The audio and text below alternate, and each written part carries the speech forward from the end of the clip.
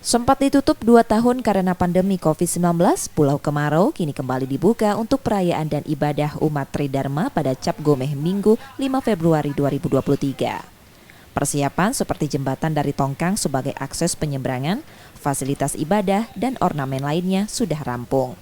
Penyelenggara perayaan Imlek dan Cap Gomeh Palembang menerangkan umat Tridharma dari dan luar Palembang sudah berdatangan untuk beribadah di Pulau Kemarau dan diperkirakan akan terus bertambah yang puncaknya pada Jumat dini hari dilakukan ritual khusus pemotongan kambing hitam di depan altar Siti Fatimah.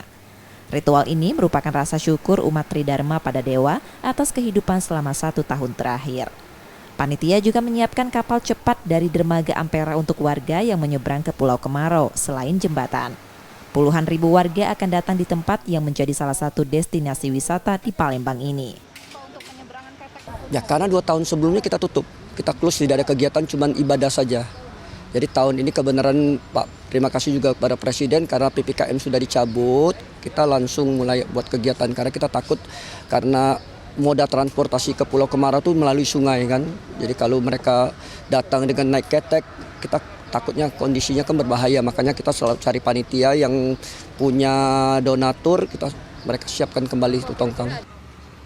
Selain beribadah, umat Tridharma di Pulau Kemarau juga dibuka untuk wisatawan dengan fasilitas penyeberangan yang disediakan untuk umum. Reski Oktora, Muklas Diferensial, Kompas TV, Palembang, Sumatera Selatan.